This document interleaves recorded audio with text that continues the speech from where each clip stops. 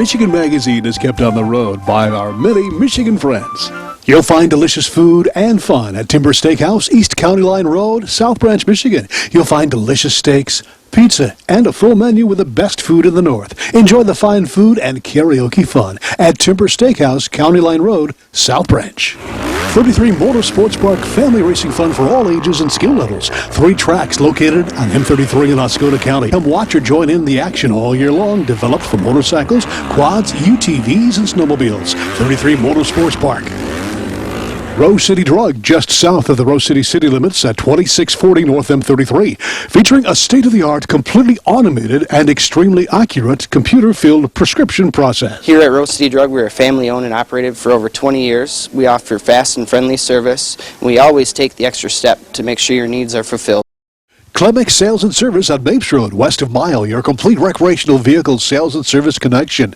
Visit their beautiful showroom of new and pre-owned ATVs, lawnmowers, power equipment, snowmobiles, utility vehicles, and more. Clemix Sales and Service is also the home of the American-made Victory motorcycle line on display at Clemix on Mapes Road, Mile. Rose Valley Winery, committed to making quality wines from locally grown cold-hardy grapes. Rose Valley Winery on Beechwood Road, Rose City. On this week's Michigan Magazine, we head to Saginaw with the Make It Happen crew, where host Dwayne LaForge learns about the amazing Standing Wheelchair Company, makers of the Super Stand wheelchair. Here, founder Dave Messick and crew are making a tremendous impact on the lives of the physically challenged. Then we head to Lupton, Michigan, to a place called Kenyon's Resort, former speakeasy of the Purple Gang, now a beautiful resort and family destination with a past. Owner Barbara Goodboo takes us on a tour of this slice of Michigan history. Stay tuned, it's coming up next on Michigan Magazine. Vacation. Don't make the planning of it more than what you're trying to get away from. At northernmichigancabinrentals.com, you can choose from over 2,500 cabins, cottages, lodges, resorts, lakefront vacation home rentals, and more. Whatever experience you're looking for, from rustic to luxury and everything in between. No more rustling with telephone books. No more endless internet searches. Just one site with over 2,500 Northern Michigan destinations. northernmichigancabinrentals.com. Dwayne LaForge and family of West Branch, Michigan are on a mission. The mission is to make it happen for the physically challenged. After a tragic motorcycle accident that nearly took his life back in 2000, Dwayne woke up from a coma with a traumatic brain injury and the realization that he lost his left leg. After more than a decade of physical and psychological therapy, Dwayne and his family are hitting the highways and byways to bring attention to the plight of the physically challenged. So instead of struggling over a decade within the system, Dwayne LaForge vows to get answers for you or someone you know that's physically challenged to get back to living and enjoying life, to make it happen now. On this edition of Make It Happen, Dwayne and crew face the age-old problem of the wheelchair-bound, and that is standing.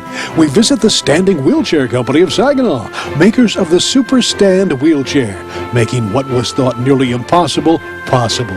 Dave Messick, founder of the company, greeted us as we arrived at the Dixie Highway headquarters, excited to share with Dwayne what his company has accomplished. Dave had testimonies to share and actual clients ready to tell us how the simple act of standing has changed their lives and given them hope again. Here, Dwayne discovered a Michigan-based company that was dedicated to making it happen. Well, where I think it's even inspirational for myself is a couple people that you'll meet in here, a couple people in chairs, and what standing has done for those people. It's a different quality of life when you can stand up, talk to people at eye level, you can do things you don't have to ask somebody, and you're not in pain. I mean, and that's huge difference. I miss because I've been a boss all my life, you know, and I was a plant manager before this happened, and always eye contact. Now everybody's looking down, and out of all the multiple injuries, that sort of hangs in me. Or like when people see you in the stores, they sort of glance away like you have some kind of disease. Instead of, hi, how are you? You know. Sometimes people in wheelchairs seem unapproachable. People are afraid they don't know what to say. Whereas what we found is that standing kind of breaks it out. Somehow you aren't disabled when you're standing up. Because you're focused on it. If people come over and talk to them, we had a guy one day after he got a chair. I called people back. We called people back after a week, and I said, Dan, how you doing? He said, great. He said, I've met more women. He said, the last week, he said, since I've been standing up. So he felt better about himself. Seriously, I mean, he was a young guy.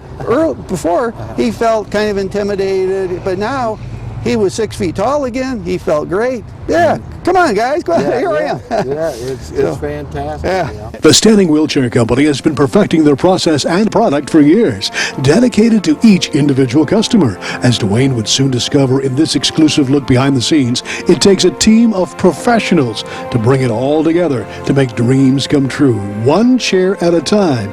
No one-size-fits-all here. Every wheelchair that we make is custom made for people, okay? So we'll show you a picture of a guy who is 6'11" and a half. I mean, he'd be probably the tallest guy in the world in a standing chair. Nobody else would have made that for him. And then we got another fellow who's crowding 500 pounds in a chair. So what we do is our people that go out in the field see somebody, we let them try the chair. Then, if they like it, and almost everybody likes it, we measure them up. Then, once they get approved, if their insurance company approves it, then we cut this material to length for their femur length and for their back length, and then build the chair. So that's kind of the sequence. I want everybody to know out there, everything is made here in Michigan. Yep, absolutely. Yep. So, Yep. this is a Michigan direct company from nuts and bolts and whatever is made here in Michigan. Absolutely. And we use local vendors as much as we possibly can. There are some things that only come from other states, but right here, it's based right here, absolutely. As Dwayne continued his tour of the plant, it was evident that quality was number one, backed by a team of employees second to none that believed in what they were doing as a mission. From sales executives to the welders and technicians, it seemed that they believed that it was not only the Standing Wheelchair name on the line, it was their own personal reputation at stake. That reputation that demanded to go above and beyond.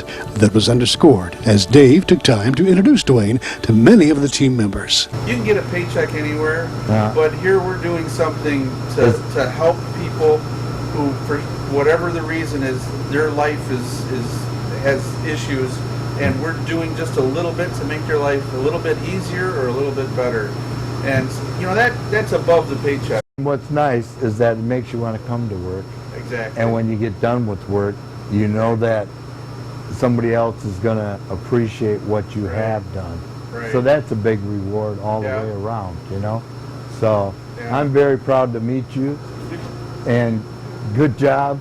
And I hope you have many, many years in this business. And I'm just glad everybody here smiles, and if you can't get positive from that, I give up. I give up. No, we're fortunate to have these fellows here, and the crew we got is, I'm bragging here, but they're good though. You have the right to brag. Ed has got a lot of history with their chair. He lives in Indiana. And he's got several businesses in addition to working for us. He's a farmer, a strawberry farmer. He grows strawberries, asparagus, blackberries, raspberries, also raises Dobermans. And he's a consultant for Purdue in their agribility program. Agribility Project works with farmers and ranchers across the country that have disabilities. You know, farming is one of the most dangerous occupations in the world, really. And when a farmer or rancher becomes injured, there's no reason for them to have to reinvent the world. Agribility helps them share ideas, techniques, and technology on how they can modify their equipment or their operations so they can continue to still work and continue to still do what they do. So, yeah, it's just fantastic. Yeah, it's doing what you're doing, except in the ag community. That's just great. I can't believe how easy that chair goes down and back, and you know. This is like a regular chair. I mean, how great, you know, and that's one of the things I was talking about that I miss is the eye contact with people, because most of my life I've been a boss. So it's a little tough when everybody's looking down at you, or when you walk into a situation in a store or something, somebody walks by and just glances and looks away like you have some terrible disease or something, instead of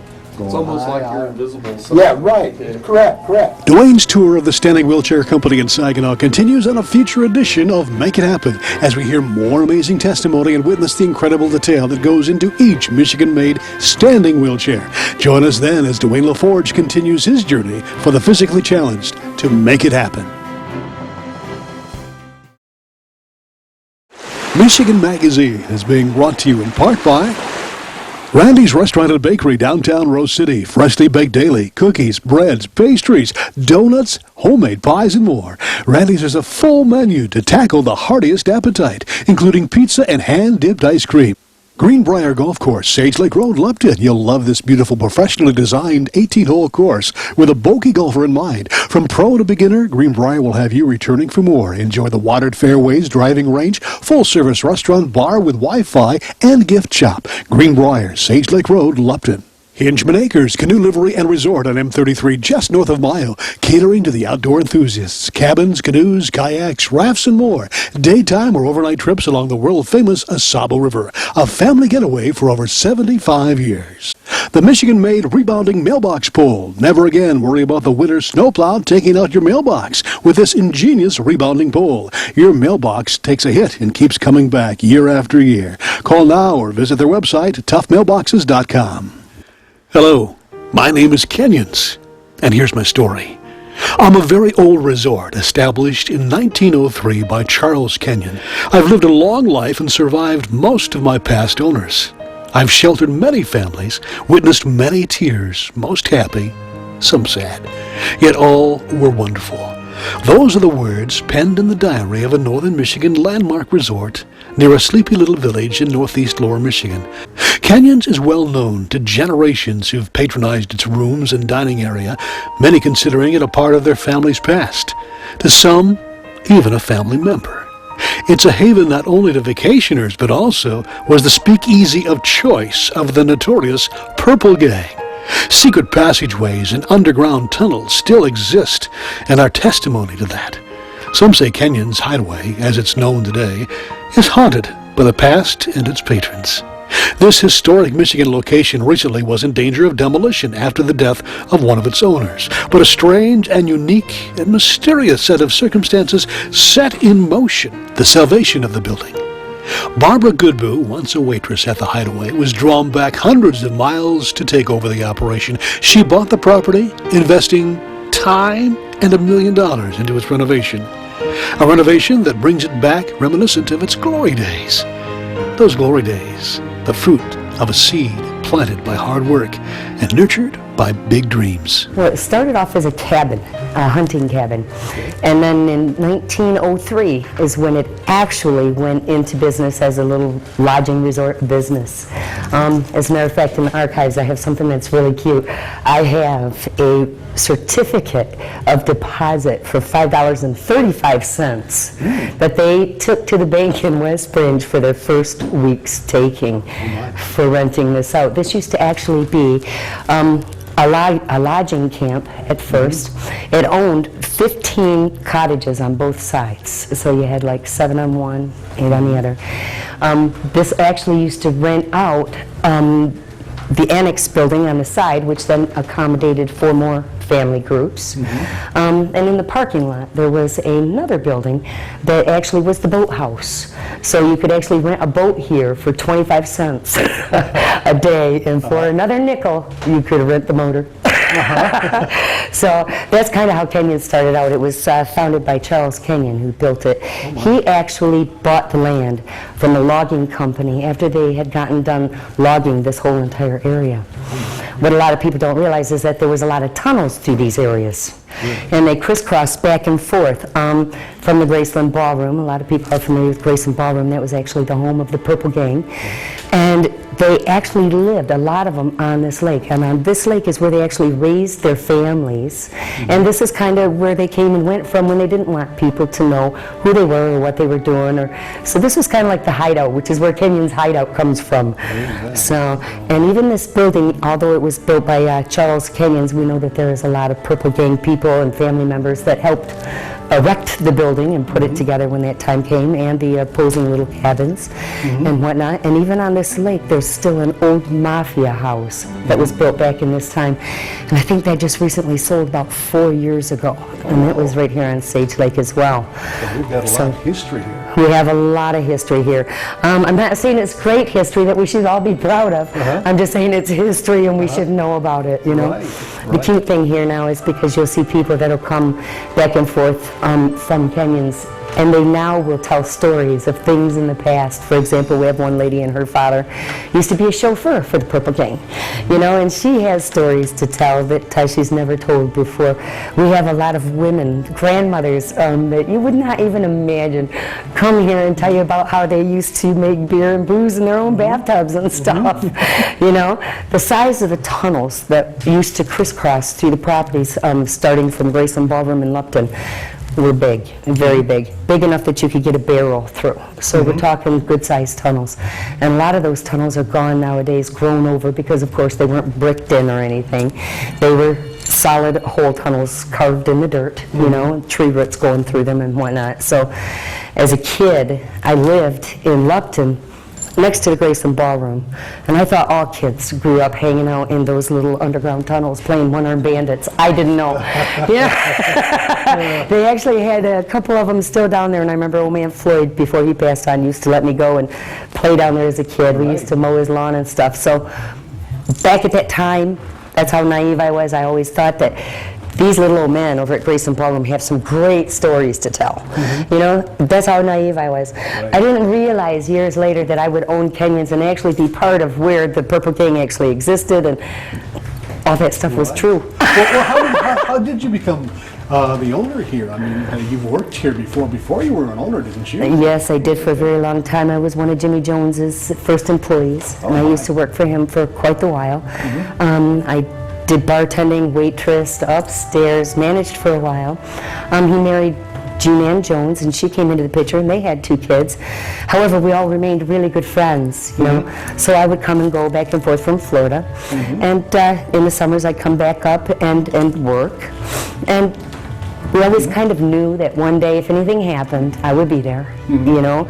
I loved Kenyon's. Kenyon's is where I raised my first set of kids, and on this lake in this whole neighborhood. And when Jim Jones passed, it was time for me to step up to the plate and take over. The timing might not have been perfect, but it was time to do what needed to be done. So we started off by buying Kenyon's, putting the stories with Graceland and Kenyon's back together, recreating the history. Kenyon's, what most people don't realize, is in 2006, Kenyon's would have been demolished. The foundation, when I got it, was completely gone. I have got records to show that we've had to invest over $1 million in the Kenyon's to, number one, keep it upright, which was really tough because there was 2 really critical points of putting Kenyon's back together where I actually thought we were going to lose the building, which would have been very sad. Excuse me. But we did it. We pulled it together. We had a lot of really great contractors that pitched in, dug up the whole foundation, stabilized it, pulled the walls back out, sealed the leaks, laid drain fields, tore up the whole parking lot, put in new systems. We had to redo all the plumbing because everything was, a lot of these rooms and stuff hadn't been used in a long time due to plumbing and leakage. This ceiling had actually fallen in, so we had to go ahead and repair all of that. We've added a few things that are not as original from the fire and the water damage and everything else and the unstable foundation. There's a few things that we actually did have to do, like these beams that you see running across the ceilings and running through this main dining room here are actually holding this building up. Yes, they run all the way from top to bottom through this building, and there's several of them like that. We've disguised them as poles, but those really originally were not here. Back in Kenyon's day, where you're looking at right now used to be a wide open screened-in porch area. This whole VIP lounge, we call this now the VIP lounge, which is where we have a stage and it goes all the way down to the fireplace, used to actually be a screened-in porch that actually went from all the way around this building, wrapped around the side, came up through the front of the building, went around the whole parking lot front entrance, and came in through where my kitchen stands now. And this porch here, this would have been a porch where you're standing now, used to be able to sit right here and play card games, have a toddy, sip some tea, whatever, but this was all screened-in porch. Through the years, Kenyon's has been added on to 5 times. Kenyon's has always been in the family, so it went from Charles Kenyon to his grandson, or I mean his son, Charles E. Kenyon's, and then to Arnie Brewer, who was also a family member, then to Jimmy Jones, on to me. But when Arnie Brewer owned it, the astonishing thing was one day he came down here and he said, "Barb, I have something for you I want you to see." I went over to his house to see what he had, and he pulled out this old wooden box. And this had so many cobwebs and stuff on it, and then he opened the lid. And inside this box stood a case of beer made back in the day, in Prohibition era time, in the unmarked bottles in the unmarked wooden case that he found in the walls of this place when he was tearing things apart doing some electrical. Wow. And he held on to it for all those years. He just recently passed on, but he had given me this box. Well, what I am in the process of doing now is getting an airtight glass case made for it, a display case. You know, it's part of history. And I'm also going to do the same with the photo albums and some of the other stuff. When I'm done with Kenyon's, it will be a walking history book. That's my objective. Take it back to the past, turn it into a history book, and be able to share it with everybody, you know, because so many people just don't realize it exists.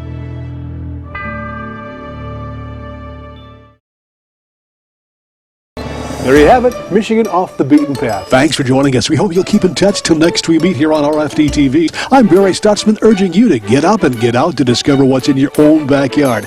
And have a great week, everybody.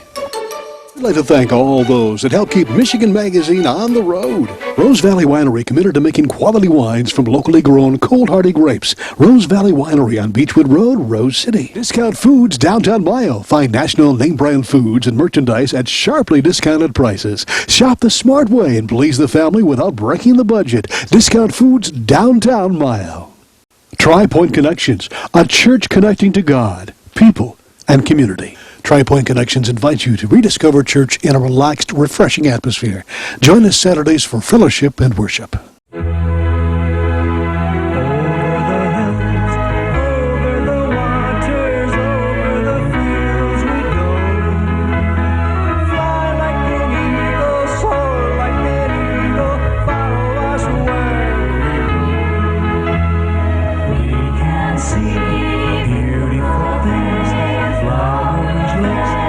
Birds that sing.